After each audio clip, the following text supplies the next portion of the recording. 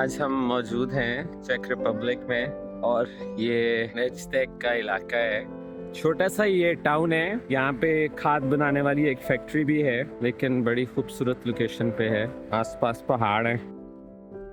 تو اور جو اسٹرینج چیز میں نے یہاں دیکھی وہ یہ کہ یہاں پہ جرمن بیکریز کی طرح رواج نہیں ہے اس طرح بیکری کے اندر ناشتہ کرنے کا.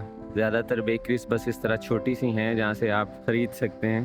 اور بریڈس کی چوائس بھی کافی لیمیٹڈ ہے. یہ لوگ زیادہ تر پیسٹری ٹائپ چیزیں کھانا پسند کرتے ہیں, سویٹ چیزیں.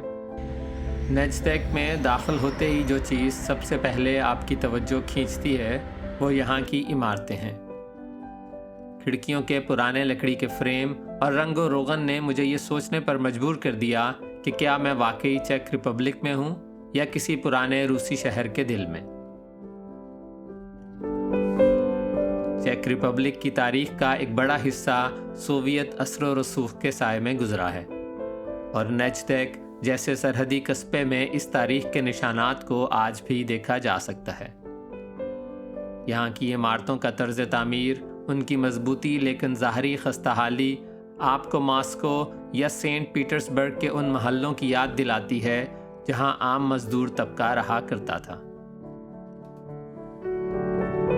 نیچتیک کے مرکز میں سینٹ مارٹن کا چرچ واقع ہے. یہ چرچ ہونے کے ساتھ ساتھ شاید اس شہر کی تاریخ کا سب سے بڑا گواہ بھی. اس چرچ کی تاریخ 13ویں صدی تک جاتی ہے. حالانکہ موجودہ شکل جو ہم دیکھ رہے ہیں وہ زیادہ تر باروک طرز تعمیر کی عکاسی کرتی ہے جو اسے 18ویں صدی میں دیا گیا. گھروں کا سٹرکچر یہاں بالکل ڈیفرنٹ ہے جرمنی سے. ایک تو زیادہ سٹوریز کے گھر ہیں, 3-4 کافی زیادہ اپارٹمنٹ اسپیشلی. دوسرا کلر سکیم جو گھروں کی ہے وہ بالکل ڈیفرنٹ ہے.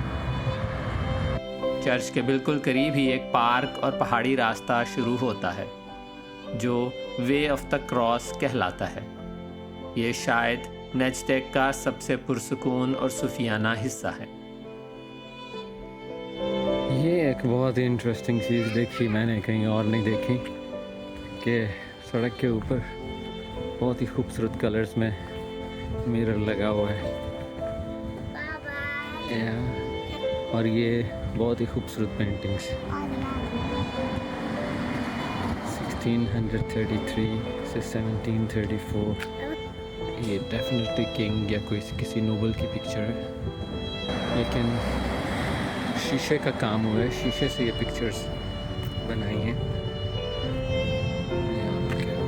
دیکھ سکتے ہیں بالکل اسی طرح کا کام شاہی قلعہ میں شیش محل میں نے دیکھا. دوپہر کے وقت ہم روانہ ہوئے یہاں سے قریب ہی واقع ایک اور قصبے ہورنی بلاٹنا کی طرف, جو ایک اور چھوٹا قصبہ تھا اور نیچتیک سے تقریباً 6 کلومیٹر دور. یہ شہر 16ویں صدی کے آخر میں تعمیر کیا گیا تھا اور یہاں بھی ایک خوبصورت چرچ موجود تھا جس کا فن تعمیر گوتھک آرکیٹیکچر کا ایک خوبصورت امتزاج تھا. اس کا مینار دور سے ہی نظر آ جاتا ہے. جب آپ اس کے بھاری لکڑی کے دروازے سے اندر داخل ہوتے ہیں تو باہر کی دنیا کا شور بالکل ختم ہو جاتا ہے. چرچ کے اندر کی سجاوٹ باروک طرز کی ہے جس میں سونے کا کام اور لکڑی پر کی گئی نقش و نگاری آپ کو حیران کر دیتی ہے. کہا جاتا ہے کہ اس چرچ کی گھنٹیوں کی آواز پورے پہاڑی سلسلے میں گونجتی ہے. چرچ کے سامنے ایک بڑا چوک ہے جس کے گرد پرانے رنگ برنگے گھر بنے ہوئے ہیں. یہاں گھومتے ہوئے آپ کو وہی روسی یا مشرقی یورپ کا احساس دوبارہ سے ہوتا ہے. اس کی ایک وجہ شاید یہاں کی زندگی کا دھیما پن ہے.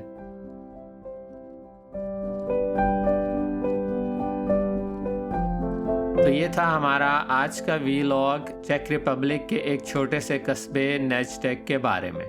ملتے ہیں آپ سے کسی اور ویلاگ میں. تب تک کے لیے اپنا خیال رکھیے گا. ٹیک کیئر اینڈ اللہ حافظ.